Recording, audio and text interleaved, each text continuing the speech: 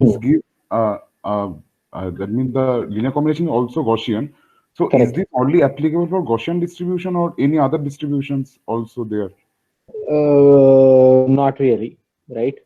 It is only true for Gaussian. Uh,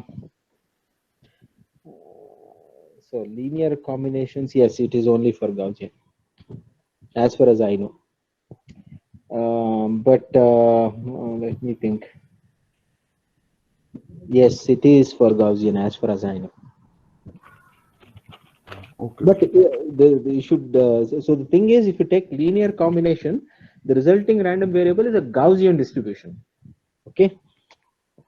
So even if there exists a different, some other sequence, a linear combination may not result in Gaussian. It could be something else, Yes, right? sir. For Sir, example, you take exponential and to take a linear combination of that, it will give you a complicated distribution, not really exponential, yes, sir. right? Sir, also, sir, I have asked this doubt before. I Hmm. know it's kind of wrong. So, like Hmm. in CLT, we add IID random Hmm. variables, Correct. and the distribution in distribution we get the Gaussian distribution when n tends to Correct. infinity. Correct. Uh, and sir, and in linear combination of Gaussian variables, so Hmm. it doesn't matter that they are independent or not. If we add them, we get a Gaussian distribution. Correct. So Correct. that means that is we are getting Gaussian distribution means it is also in distribution, right? Oh, no, no, no. So there is no notion of limit here. Suppose you take 10 random variables and say that it's jointly Gaussian, it essentially means that you take any linear combination of these 10 random variables, the resulting random variable will be a Gaussian distributed random variable, right? So when you talk about central limit theorem, it's the notion of limit, right? As n becomes really large, then if you look at, for example, 1 over square root n summation I is xi, that particular quantity that goes to, or if you look at the histogram of that for large n, the histogram Uh, looks like Gaussian. That's what it means. okay, sir. Okay, sir. Okay, so that means in distribution or in weak sense, it converges to Gaussian.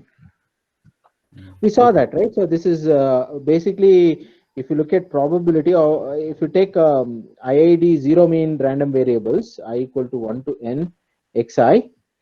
So if you look at this, let's say greater than x, okay, some x. I'll also assume that these xi's are unit norm, sorry, unit variance. They have unit variance. Then this quantity or this probability goes to integral 1 by root 2 pi, variance is 1, integral x to infinity e power minus t square by 2 dt. This is what it means. That means the probability as n goes to infinity, this probability goes to this Gaussian integral. This is what CLT says, right? Okay, sir. Yes, sir. Essentially, if you take n to be very large and look at the histogram of this, if you plot the histogram, then the histogram looks like Gaussian. Okay, you can test that. I think I had asked that question in one of the lectures, right? I asked you to plot and see. So what you can do is generate some 10,000 IID random variables, whatever distribution you pick. Don't pick Gaussian, anything else other than Gaussian, zero mean, unit variance. And then you take 1 over root n summation xi. That will give you a number. Again, generate the same, generate 10,000 samples independent of the previous, do this summation, you'll get another number, and keep on doing that some 1 lakh times. You'll get 1 lakh numbers. Do hist of that, it looks like Gaussian. Okay. I Okay, don't think you need 10,000, maybe 50 will work, or 50, 100 will work. Okay. okay, sir. Okay. Sir, another question, sir. Ah. Sir, you discuss about stationarity. Hmm. Stationarity. Sir, Yes. stationarity means kind of uncorrelated or some notion of uncorrelated. No, no, no, no, no, no. So stationarity means that if you take, let's say, if you sample at k instances of a random process, you get k random variables, right? Do you Yes, agree? sir. Yes, sir. And if you, it will have a joint distribution, right? If it's well behaved and nicely well behaved random process, then you'll have density. Otherwise, you can talk about CDF, right? Okay. So you Understood. have a joint CDF. Now you shift the entire thing by tau. That means you are doing the same kind of sampling, but tau seconds later. Then you get a different set of random variables. Even those set of random variables will have the same distribution, regardless of the delay. Okay, so that's Yes. what you mean by stationarity. It's not independent or uncorrelated. Okay, so it's easy to see, right? For example, I take a random process x of t equal to 1 for all t greater than 0, right? So this is not really a random process. I mean, it's a deterministic function actually. But if you sample at any time, the value is 1. So if you want to look at it from a probability lens, the probability of that being 1 is 1, right? So, but if you take two instances and look at the amplitude is fixed, right? So they're highly correlated. They're highly dependent. If you tell me what is the value at 0, I know the value at every other instance. In fact, if it's not in the, so if the distribution is same, doesn't mean that it is uncorrelated. This is whatever I told you now is a counter example. Okay. Okay, sir. Any other questions? No? Others? Ayush, Sumit, Praveen, and Jayant, Nitish? No, sir. No. No, sir. Okay. No. Okay. Okay. So let's get started.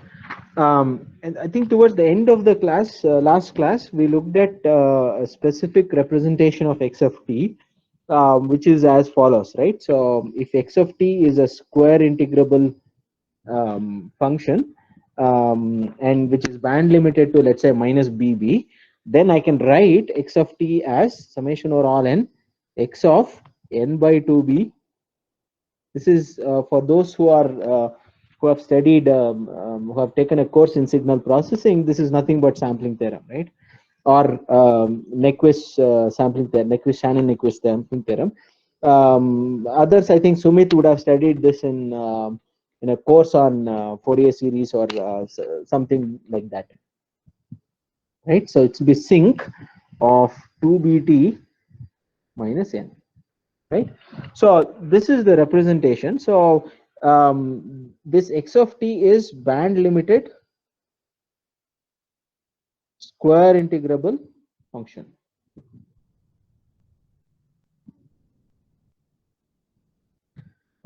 Okay, this has got nothing to do with random process. So this is a very general theorem. So now, how do you, using this, how do you construct, for example, a Gaussian sinc process, right? So how do you construct a Gaussian sinc process?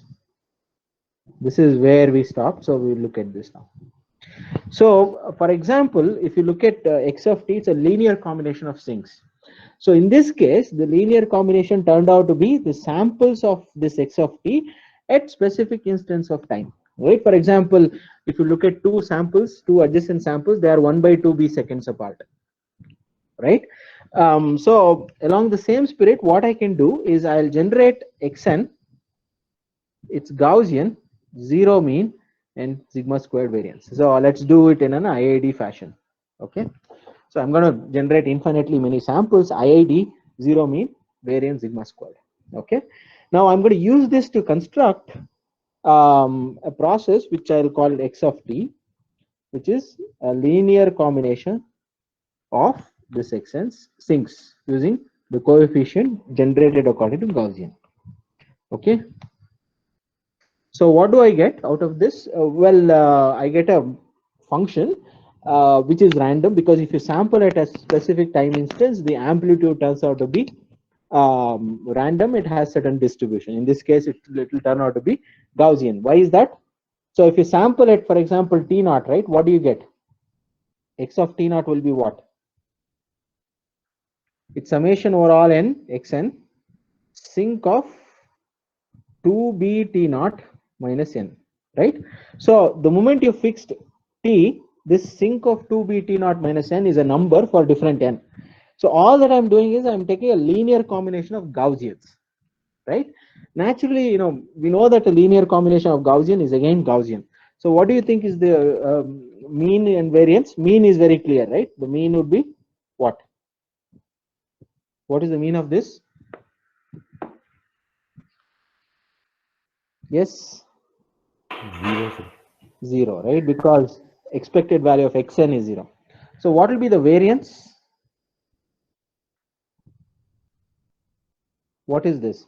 This is nothing but expected value of x squared, right? X square of t naught. That is, I can just do this, right?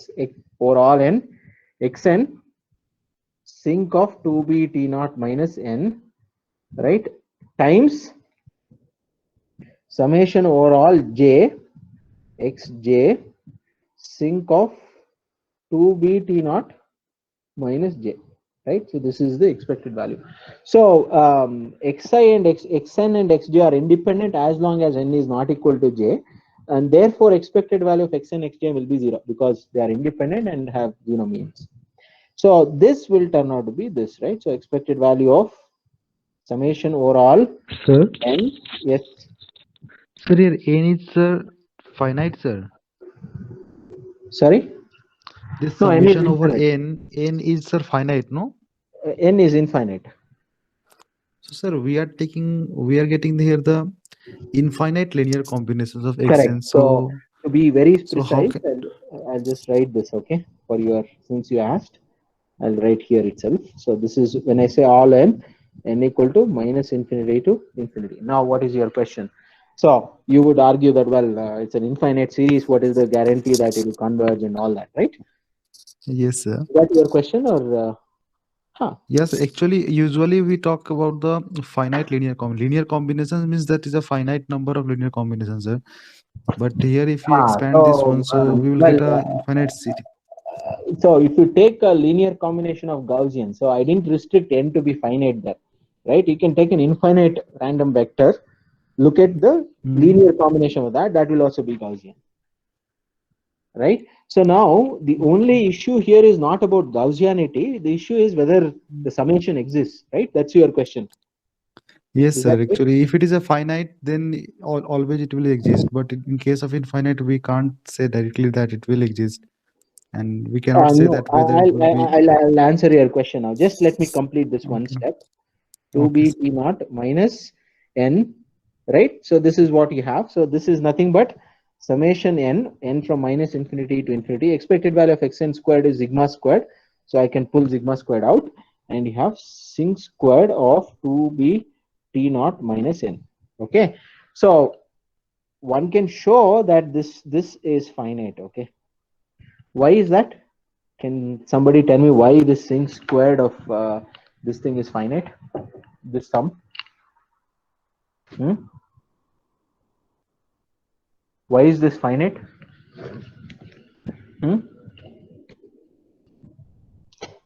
Hey, guys who have taken signal processing, most of you are from signal processing, right?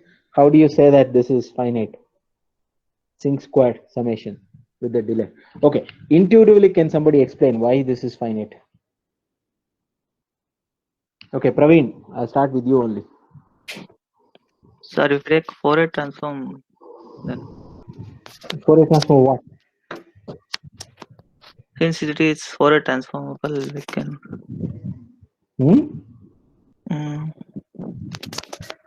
Fourier transform of sink square is a triangle. No, I'm looking at a particular instance, right? This is not a function. I'm looking at sink square of 2b t naught minus n. Okay, intuitively, can somebody tell me why this is? Hello. Yes. Yes, sir. So because a sink is a decaying function. Sink is a decaying function, and we are summing it from minus infinity to infinity, the square of sink. Correct. So because of that reason, it may be. Okay. So almost you're right, but let's look at this. This is how the sink is, right? This envelope is going down almost like 1 by t. Do you agree? Right? This is sink. Sink squared will be what? This will be something like this, right? This will be going down as what? 1 by t square. Huh? 1 by t squared, right? This will be going down as 1 by t squared. Okay. So now you are looking at, for example, a particular time instance, right? So for example, this is your t naught, let's say. Okay. So what will happen? So there will be a pulse like this also, right? And so on, right?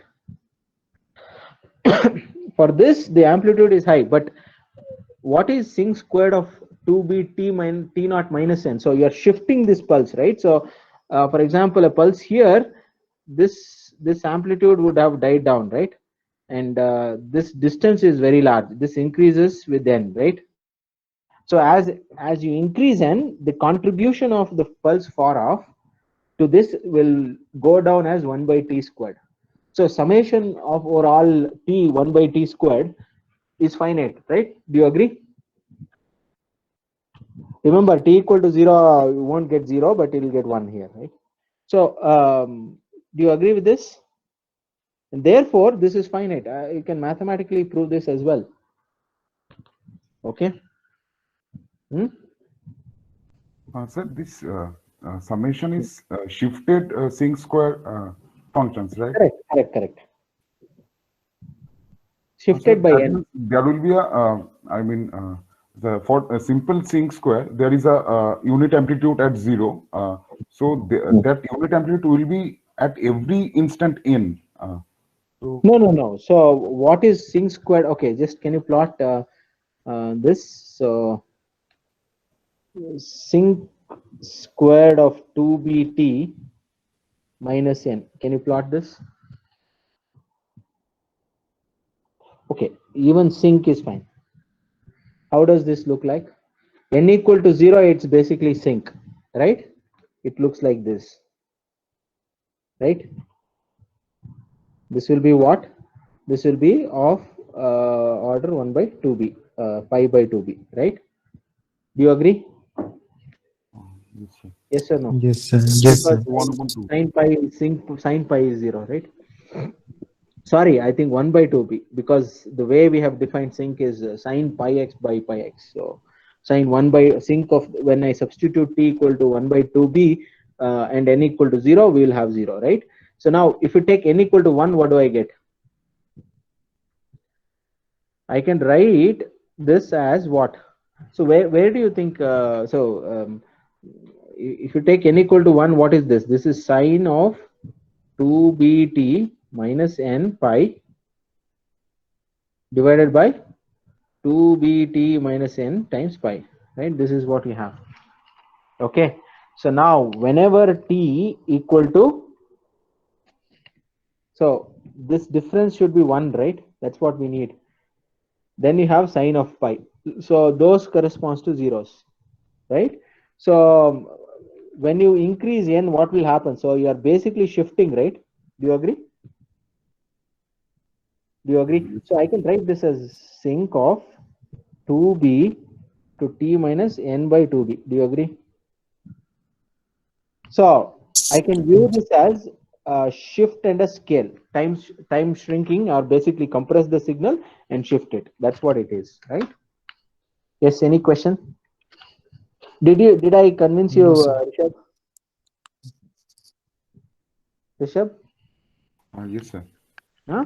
You understood, right? So what I'm trying to do is I'm shifting the sinc by n by 2b and then compressing it appropriately by 2b again, right? That I'll get sinc of, well, of course the amplitude will also change because it's t minus, it will be pi divided by t minus 2b t minus n, right? So appropriately the amplitude will also change. Yes, sir. Okay. Yes, sir. Yes, Sumit. No, sir. No, sir. I just. Okay.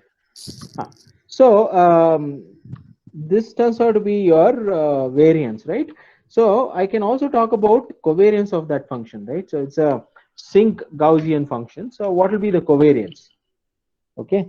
So let's see what will be the covariance now. So kx of t comma tau. I'll take two time instances t and tau and see what this is. This is expected value of, I have to look at the first summation, right? So it will be xn times sinc of 2bt minus n. Okay, this is what we have, right? Times summation overall, let's say k xk sinc of 2bt minus k. You agree? Sorry, 2b tau minus k, because it's, do you agree with this? Because it's expected value of x of t times x of tau is the covariance, assuming zero mean, right? So what is this? See, whenever n and k are different, n not equal to k, xn and xk are independent. When you take expected value, it will be zero. So this whole thing will turn out to be summation over all n. It will be only one summation. Xn squared expected value will be sigma squared. I'll write sigma squared here. And then you have sinc of 2b t minus n, right? So this will be 2bt minus n into sinc of 2b tau minus n, right? Because wherever n is equal to k, we will get this. Do you agree? Yes, sir. Okay. Now, I can write, so you should check why this is the case. I can write this as sigma squared. Of course, summation of the product of sincs, which will be sinc of 2b times t minus tau. Why do you think this is the answer? Okay, I'll ask signal processing people. So you would have studied these things in your undergrad, right? Can somebody tell me why this is the case? What is this summation? So let me do this, okay? I'll erase this.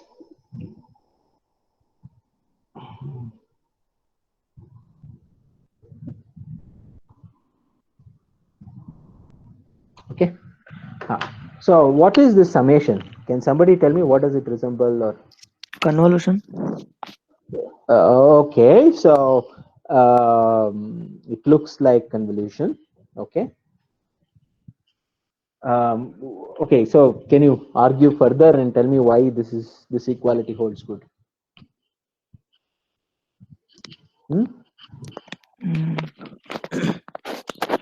Well, it's not really a convolution, but anyway.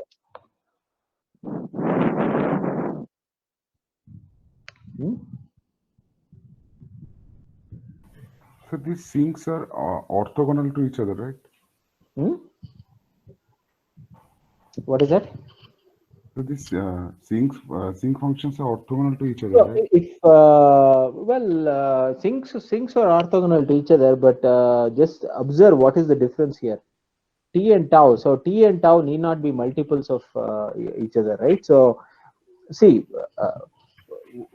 what do you mean by orthogonality? So if you look at this, right? So the other thing should start here somewhere, right? How do I write it?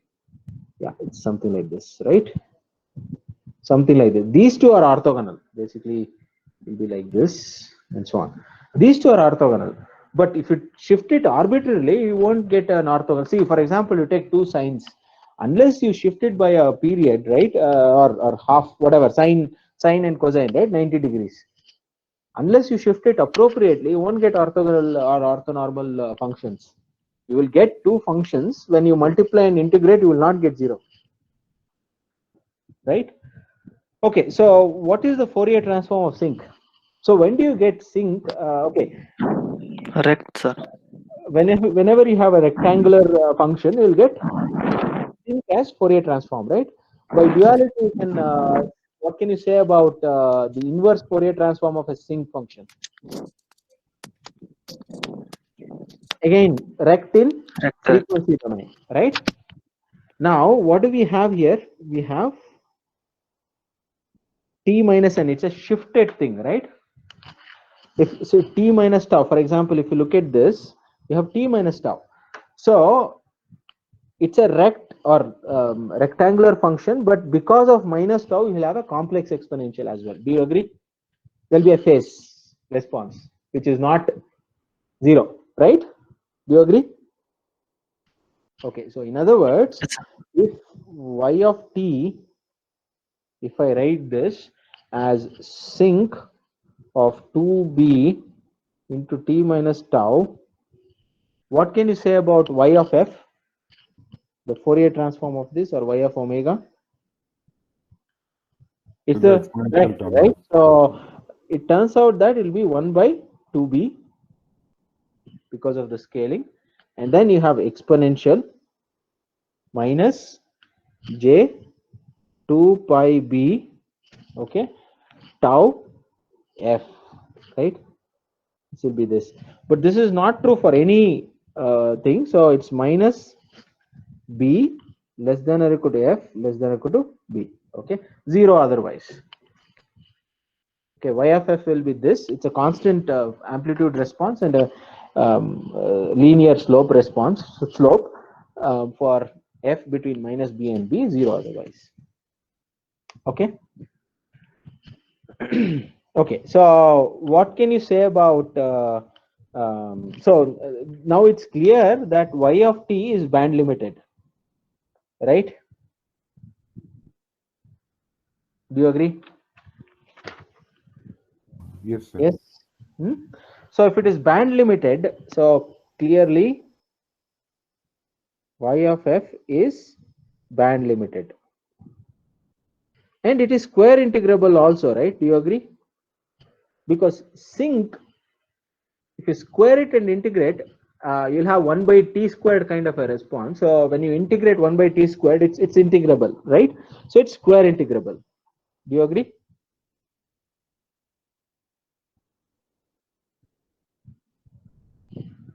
Right? Fine. So if this is the case, what can you say about y of t? I can write y of t as summation over all n. Remember the sampling theorem? Y of,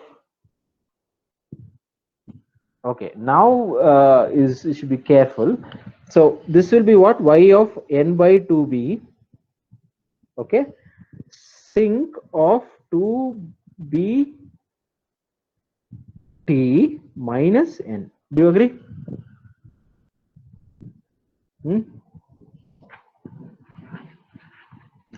Do you agree with this? Yes.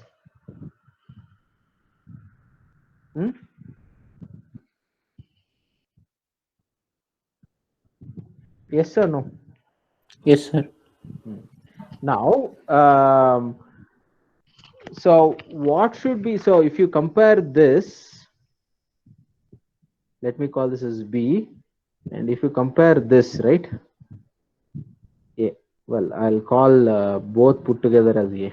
So both of them are same, right? You have summation over all n, sinc of something times sinc of something, sinc of sine 2 pi 2b t minus n, that corresponds to this quantity here. So essentially, by inspection, so this should be equal to this, right? Do you agree? Do you agree with this or no?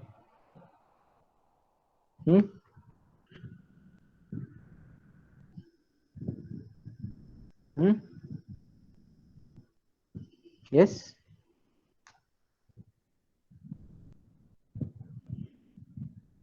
Hello. Hey, you guys should respond. So at least you should say I Yes, didn't sir. understand. Yes or no? Everyone? Sir, how can we just compare these two directly, sir? Like, So what I'm essentially trying to prove is this is same as this, right? yes, Do you sir. agree? So, Mm-hmm. okay, let me put it the other way. Suppose the corresponding function is square integrable and band limited. Suppose, right?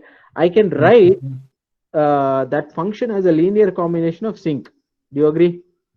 Yes, sir. But now this is also a linear combination of sinc. Do you agree? Of course, tau is some fixed number, Yes, right? sir. Yeah. It's a Yeah. constant, right? You fix tau. Now this turns out to be the coefficient, right? So when will you get this as a coefficient? You will get this as a coefficient provided y of n by 2b is also a sinc. Oh, That's how, right? Okay, I'll yes, sir. basically say think. Maybe you should think about this. I should not reveal everything here. I think I'm almost, I've told you everything, but yeah, maybe a few minutes of, maybe 10-minute thinking would give you the answer.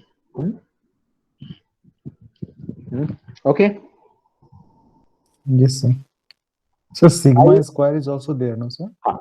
Yes, you are right. So- Sigma squared is also there, but anyway, the sigma squared is outside. I'm only thinking about the sinc of 2b times t minus tau, not Okay, excluding sir. sigma squared. Okay, Okay. Ayush, are you okay? Ayush, are you there? Yes, sir. Yes, sir. Okay, you're okay. Yes, sir. So now I think we pretty much understood what a Gaussian process is. Okay, so the other question in the last class was, where do you see this? Maybe we'll try to answer this slightly more convincingly. So let me begin by saying many of the noise process, right? So suppose you have a circuitry, and then at room temperature the electrons will be vibrating, and as a consequence of which you'll have some random fluctuations of voltages that can be typically modeled as Gaussian. Well, it's not really very accurate, or it doesn't exactly match a Gaussian process, but it can be well approximated by a Gaussian process. Okay, and moreover, Gaussian process turns out to be a worst case process in some sense. For example, if you look at all possible stochastic processes with at least discrete time, with finite variance, fixed variance, Gaussian turns out to be the worst case in some sense. Okay, I've been very loose here because if you look at any process, it can be correlated across time and all that. In that case, you have to fix the correlation, everything, and then look at all possible process. Gaussian turns out to be the worst case. So people generally deal with Gaussian because if you design something with assuming Gaussian, it works for others because Gaussian is worst, right? Is that okay? So therefore, people talk about Gaussian, and let's start by looking at what happens if you pass this through a filter, right? So it's called a filtered Gaussian sinc.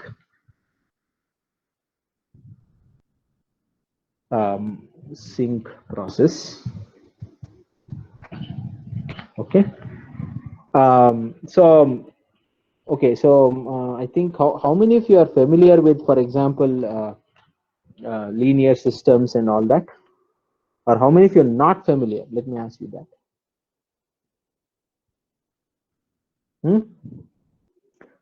So Nitish, So linear system of equations. not really. I know that you may not have heard of what a linear system is, but Nitish, who is from, Not, sir. are you from computer Hello? science? No, right? I keep. Yeah. Huh? You are from computer science, Hello. right? Yes, sir. Yeah. So are you familiar with this? No. Not, sir. No. Okay. So let me look at it like this. So you have a, let's say, a system. Okay. So what is the system? Maybe I don't know if I should explain it in that detail, but suppose you look at a suspension system. What is the input? So there is a bump and the tire will go up and down. That is the input. What is the output? How much up and down you go inside the car, right? That will be the response. So I can think of this going up and down, basically the position or the force, whatever you want to look at, as the input, and the output is some other function, right? So typically I can represent this as x of t as input, y of t as output. Okay. When do you say that this system is linear? For example, if I scale it by input by alpha, right? The output also scales by alpha, right? If I change, for example, if I say x1, I'll get y1 here with the scaled thing. I give, for example, let's say beta let's say beta x2 of t as input, I'll get beta y2 of t as output. Meaning if x2 of t is input, y2 of t is the output. If I scale by beta, output will also be scaled by beta. If I add them, this will also get added. Right? This is called a linear system. Okay, is that fine? So if x of t, this is for maybe for future reference. If x of t has input output y of t, if you delay it, right? I give the same input tomorrow, the output should be same but delayed. Okay, for tomorrow's input you should not observe something today, right? Doesn't make sense, right? So this is called time invariance. Okay, I think this is good enough, right? Time invariance, this is called linearity. So both put together we call it as linear time invariant system. Okay, so how do you describe this, such a system? Is this fine, Sumit and Nitish? Others should know, because if you don't Yes, know, sir. you wouldn't be here, right? Okay, so Sumit, are you okay? Yes, sir. Hmm? Yes, sir. Yeah, okay. It's like this, think of this as a suspension. You go in Dharwad road and it has certain bumps, you'll get certain response.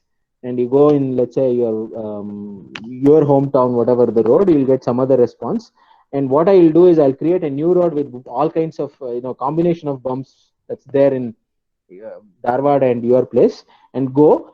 Then the kind of response that will be a linear combination of the two responses. I mean, you'll jump up and down as linear combination. Okay, so how do you describe this? Well, you describe this through what is known as an impulse response. So meaning, so suppose this is what I have. Okay, so I give an impulse. How many of you know what an impulse is? Well, I should not write it like this. Sumit will object, but I'll write this. This is an impulse. What is an impulse? Can somebody? So it is a kind of sudden force, no, sir? Correct, but mathematically, I mean, I didn't expect you to say that, but yeah. So So like a jump in a graph, if it is a, like, how can I explain, sir? not really, right? So this is not even a jump; it's an infinite jump. So we take a rectangle sir. of unit area and then we decrease the Correct. width, and then the amplitude increases. Okay, so that is also not the right way to look. Well, intuitively, yes, you can take a unit pulse and shrink the width. Therefore, you have to increase the height because you want to make the area equal to 1, and take the limit, and that limit turns out to be your impulse, right? Ayush, can you precisely define this impulse? What is an impulse? I would also say the same with perception. Okay. So, Hello. yes. So you Hello? can define it as its integration is, I mean, area under it is 1. So not really like that. So the way you define this is how Dirac defined it, right? So while solving, I think, Schrodinger equation or something like that. So if you take a impulse, so let's take any function f of t, multiply by impulse dt, this is f of 0, right? In fact, I can generalize it even further. So I can say if I multiply it by t minus a, then this will be f of a. For every function f integrable blah blah blah, and then for every a in R, right? You take any delay and any function, reasonable function, and in do this integration, you will get f of a, right? That's how you define. So this is basically a functional. Okay, the way you define an impulse is through functional, if you want to be very precise. Anyway, so let's not worry about that. Let's go by Sumit's definition, a sudden jump or whatever you want to call it, sudden force. So if I apply this, suppose the response turns out to be, let's say, like this. Okay, this is your response. Okay, let me call this response h of t. This is called the impulse response. Okay, because it's a response to the impulse, right? So now I give you, for example, this kind of a function. Let's say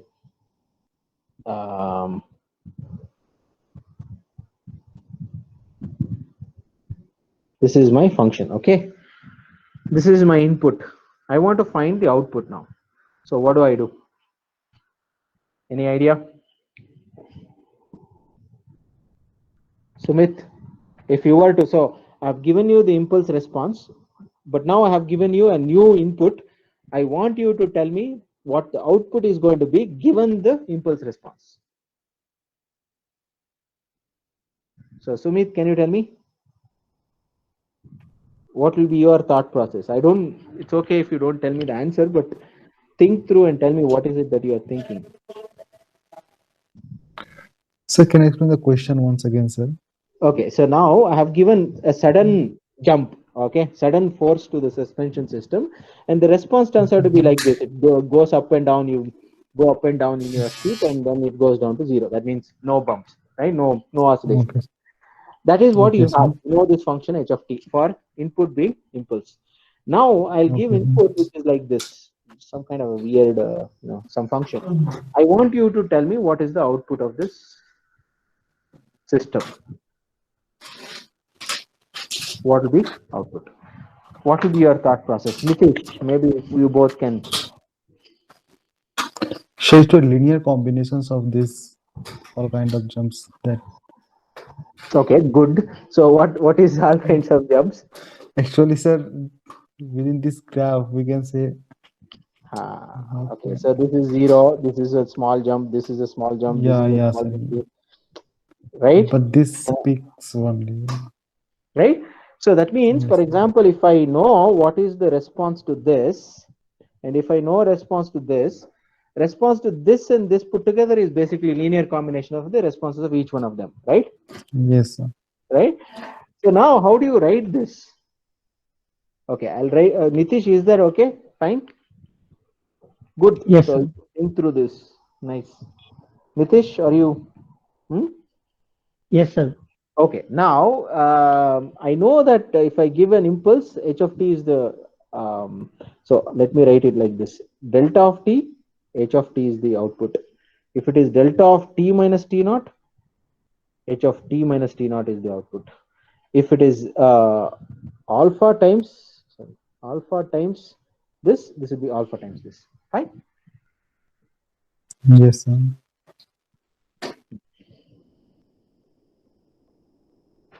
Okay, so now I can write this x of t as a linear combination of these impulses.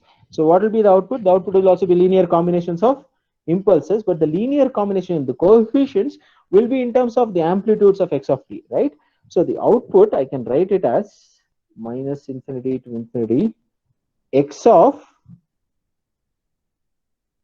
tau h of t minus tau d tau. Okay, or I can write it as in a slightly different fashion, minus infinity to infinity x of t minus tau h of tau d tau. Okay, is that fine?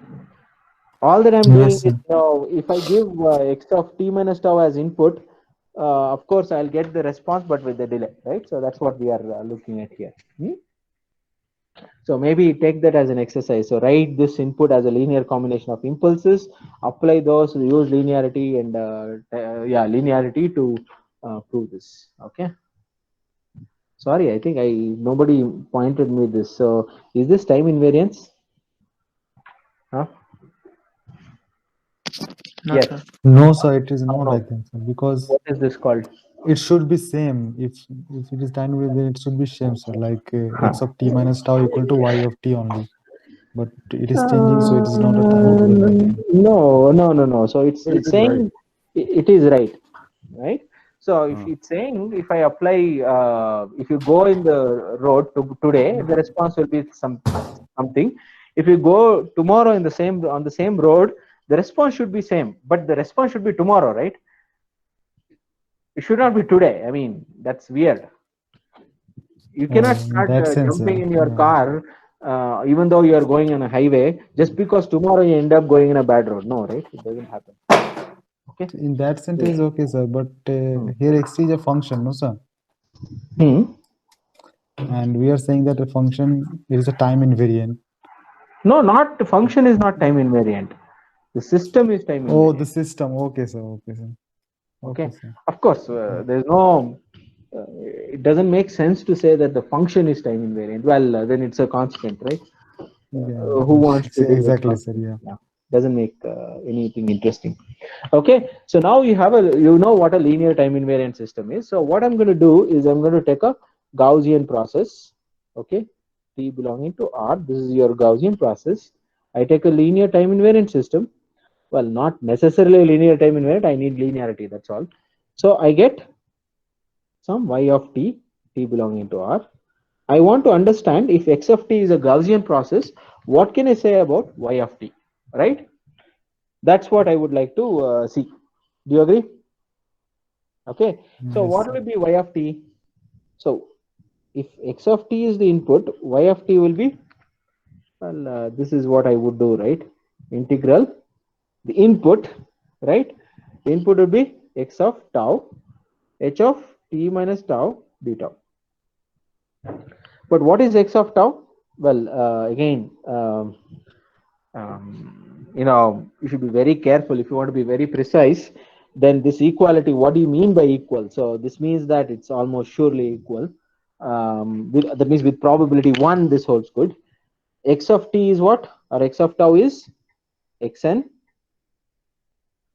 What is this? Sinc 2b tau minus n times h of t minus tau d tau. Do you agree? Yes, sir. Fine. Okay. Yes, sir. Yeah. So now, what can you say? So now assume that you can interchange the summation and integration. Well, when can you interchange summation and integration? This is an infinite sum. So I can write infinite sum or a series as a limit of finite sums. So it's essentially interchanging limit and sum integral, right? When can you interchange limit and integral? Hey, we have seen that. Yes, Okay, sir. There are Praveen, two. no, Sumit. I mean, Praveen, can you tell me? Do you remember? Monotone convergence theorem, sir. Well, true, but can you? We saw something else also, right? More powerful than monotone convergence. Good, DCT. dominated one. Good, right? Jayant, can you tell me? You were saying something. Sir, same thing, dominated convergence. So right, so something like that, right? So assume that those are valid. Therefore, I can interchange the integral and summation, right? So you have xn here. This will be sinc of 2b tau minus n h of t minus tau d tau. Okay. So now I have to solve this integral. So what can you say about this integral? Is the output of the sync through the LTI system. Correct, right? So now we need to make some assumptions to say, well, this is equal to something, right? Okay, now let me suppose I write this, okay, magically. Okay, let me just write this one. Suppose I say this is equal to, with some scaling, don't worry about the scaling. I say this. What does this correspond to? What does this correspond to?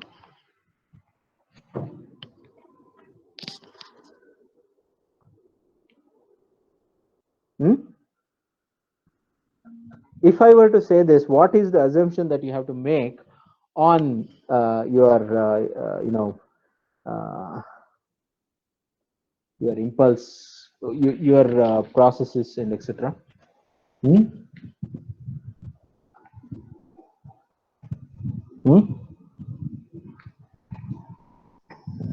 Okay, can somebody tell me? So those who have taken signal processing.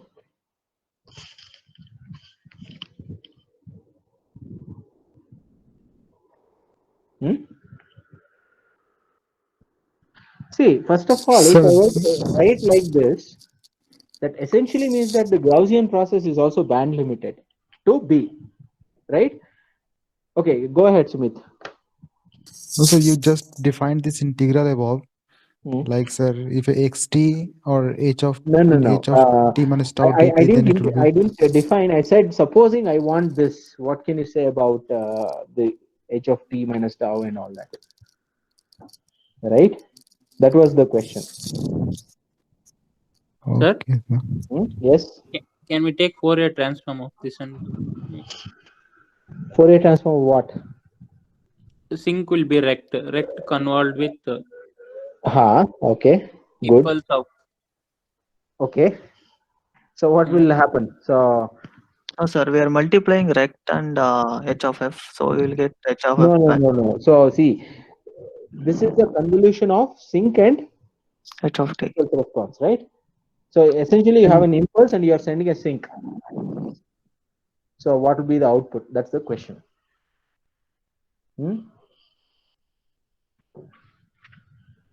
Is that fine? You got it? Okay, I'll also simplify this a little more. So this integral, I can write it like this, right? With the change of variable, I can write this as sink of 2b tau. Okay, I can write this. Why is that? Okay, because of this, right? This thing. I can also write it like this or this, x of tau, h of t minus tau, or x of tau, and so on, right? Either way, I can write it. It doesn't matter. With some change of variable, I can write this as h of t minus n by 2b minus tau, d tau. Okay. So now, if this were to be equal to 1 by 2b h of t minus n by 2b, what can you say about this integral, this thing?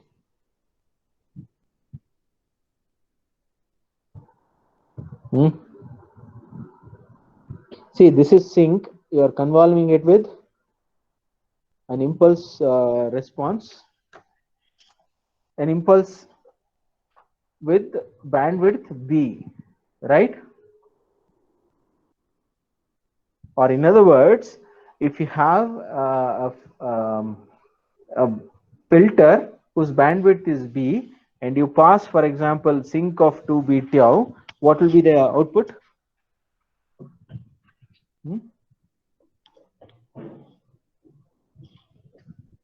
Yes. Same response as filter. Okay, let me look at it this way. This is the convolution, right? Convolution in time domain corresponds to what in frequency domain? Multiplication, sir. Multiplication. Okay. So what is the Fourier transform of sink? Rect. Rect. Okay. What is the Fourier transform of h of t? Some h of f, right? H Which is of- between. Okay. So let me write it like this. Okay. So this is roughly. I won't write the amplitudes properly because I think it's 1 by tb. Sorry, 1 by 2b. This is minus b to b, right? That is the Fourier transform of sink. Okay. What will be the Fourier transform of h of t? Let me call this as h of f. So this will be, it starts, so this is also band limited, b to minus b to b. Suppose something like this, okay? Here your h of f, right? When you multiply the two, what do you get? H of f. H of f, right?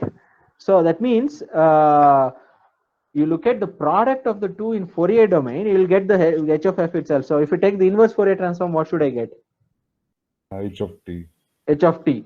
But there is a shift here, right? So it's not just the convolution of h of t with sink, it's h of t minus n by 2b with the sink. So when you take the inverse, I'll get 1 by 2b. This is height, okay? This is 1 by 2b. H of t minus n by 2b. That is what you will get. Is that fine? Yes, sir. Okay. Okay. Now, so essentially it says the output y of t is a linear combination of h of t minus this, right? So I'll write it here. Y of t is a linear combination of xn's with, well, there is xn by 2b, right? Because of that 2b here times h of t minus n by 2b. This is your output. Okay. It's fine. Is that fine? Okay, now suppose I say that this, right? So if you look at the variance of y at any time t, what do you get? So at time t, what do you get? This is expected value of this summation whole squared, but that summation whole squared I can write it as product of two sums. Well, because of xn xj, you know the stuff, right? Now I can write this as summation. Expected value of xn squared is sigma squared by 2b, and this will be h squared of t minus n by 2b. Well, if this is finite, right? If this is finite, this implies that this sum is a Gaussian process. Do you agree? Why is that? The definition of Gaussian process is what? Are those orthonormal functions? Not necessary. Not necessary. Okay, so when we define Gaussian processes, we never assume that this is be orthonormal, right? It can be any function as long as the sum is finite. The resulting process turns out to be a Gaussian process. Okay. Why? Because you can define variance no matter what, right? Y of t variance is finite no matter where you look at the variance, for what t you are looking at variance, and the mean is anyway 0, right? And if you take two instances, let's say t0 and t1, still it's valid, right? Is that fine? Yes, Any so questions? it should be just real functions, right? Huh? H of t should be just real valued functions. Okay. X of t? H of t should be just real valued functions. I mean, should not be orthonormal or something like. H of t need not be orthonormal. It is not, right? It need not be. See, that's Yes. what I'm saying. So if you want y of t to be a Gaussian process, you don't need h of t to be orthogonal. Okay, so it can be anything, but it should satisfy this condition. That is, this it should be square summable for each t. Okay, sir. Yes. Okay, yeah. Okay, is that fine? Right. So now, what is it that I'm saying? So I'm saying if the filter h of t satisfies this, right, this condition, finite sum, squared sum, then the output of this filter will also be will also be a Gaussian process if the input is a Gaussian process, which makes sense, right? So what is it that the filter is doing? It's doing some linear combinations of samples of input, right? Do you agree? That's what the convolution integral says. So if you take any linear combinations of samples are Gaussian. So you take linear combination, you should get Gaussian, right? But when you take that linear combination, you should be very careful because the sum need not be infinite. Okay. Yes, sir. Okay. Yeah. Okay. Any other questions? So in the next class, that is day after tomorrow. Okay. So not tomorrow. Is that okay? 11:30 Friday is fine every week instead of Thursday, because Thursday I have back-to-back classes in just half an hour gap. So I thought Friday would be nice. Is that okay or no? Yes, sir. No problem. Okay, sir. Yeah, instead of tomorrow, we'll have it on Friday. Okay. Okay, so if you guys are fine with this, I'll stop. Next class, we will look at filtered Gaussian process, and then we'll look at more about this, and we'll look at what do you mean by white Gaussian, and then we will start Wiener process, Wiener Brownian motions, etc. Okay, that will sort of conclude this chapter, then we will move on to Markov process. So I think by next week, I want to go start Markov. So maybe the rest of the semester will spend time on Markov processes. Mostly discrete time. I'm not going to touch upon the continuous time Markov chains, but this treatment will be slightly detailed one. Okay. Yeah, I'll stop here if there are no questions. Okay. No questions? No, sir. Ayush? No, sir. No. Okay. Jayant? Sir, Yes. you see, you talked about thermal vibrations. Hmm. Uh, i- are we going to do in means they are doing in this way only, sir? Means if the input is a Gaussian, Mm-hmm. then h of then the output. Are we predicting that input, sir, based on the output by of t? No, no, no. We are not doing any of those. So essentially, for example, if you look at your receiver, right? So at the front end, you'll have noise because of it's a thermal noise, which is Gaussian. Let's assume it's a Gaussian process. You have your signal x of t. So you have x of t plus w of t. W of t is your Gaussian noise. Then you pass it through some filter, right? Front end filters. You always have a broadband filter at the front end. So when you do that, the output I will write it as some y dash of t equal to x dash of t plus n dash or w dash of t. Now the question would be whether w dash of t will be Gaussian. Well, the answer is yes now, right? W dash of t will also be Gaussian. Then what do? I do sampling. When I sample them, still it will be Gaussian. Yes, it will be Gaussian. That's what the theory says, right? Do you Yes, sir. agree? Huh. Yes, sir. One more thing I forgot to mention. So when I talked about this thing, right? Science before this, I think here, right? Oh, I didn't.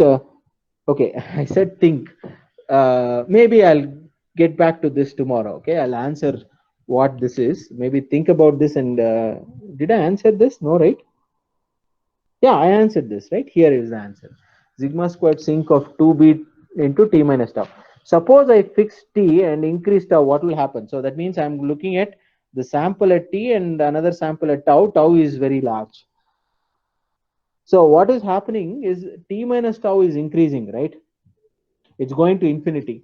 That means sink of this will go down to 0 because you have 1 over 2b into t minus tau term, right? As t minus tau goes to infinity, this sink will go to 0. That means as you look at samples far apart in time, the cross correlation is 0. That means they kind of become decoupled. Since it's Gaussian, uncorrelated means independent. So that means the samples are almost independent. So this kind of process are quite useful. So even if you want to talk about law of large numbers kind of thing, if even though the samples need not be IID or independent, but if it decorrelates after some time, then still law of large numbers sort of results holds good. So that's why we need these kind of correlation to go down to 0. Okay. Yeah. Sir, one more thing, sir. Yes. Sir, why only for Gaussian? If it's uncorrelated, then x and y are independent, sir. If x and y are uncorrelated, So I only for Gaussian. so you should figure out why is it only for Gaussian. First thing is to prove that it is true for Gaussian. Okay. So if it is not Gaussian, then you should show that there need not be. Basically, come up with a counter example. Okay, that's what you have to do. If it is Gaussian, you can actually prove it. The second question will be: is it true only for Gaussian? Right? What about others? Even I think that can be proved. I'm not sure, but I think even that can be proved. I'm sure it can be proved, but I have to check. Okay.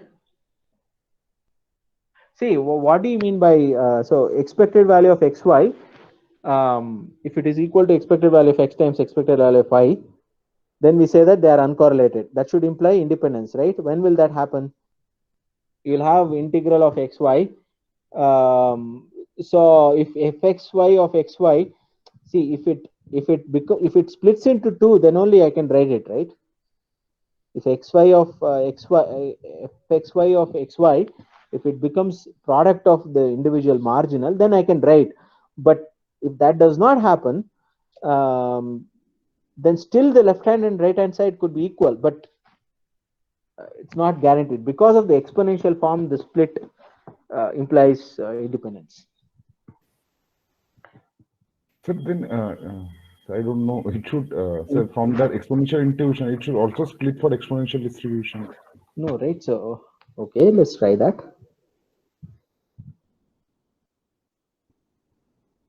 So you're saying expected value of xy. Okay, let's assume that it has the same. Okay, I have double integral fxy of xy. Okay, dx dy. So what do you mean by this join? Well, okay, so this I want it to be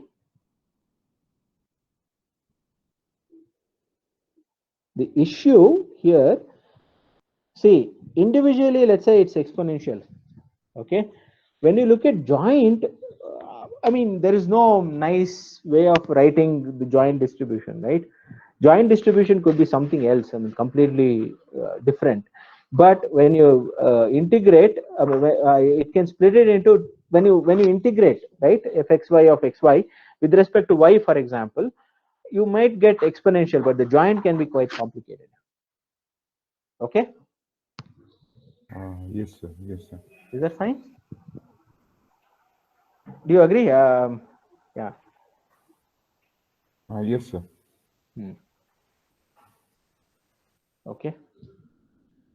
I don't know if I convinced you, but maybe you can think of some examples, right? Counter examples. Okay. Ayush, you have any questions? Nitish? Shruti? No. Okay. Okay. So if there are no questions, I'll stop here and we'll meet on Friday. Okay. Is that fine? Okay. Yeah. Okay. Okay. Thank you. Yes. Thanks. Okay. Thank you, sir. Bye.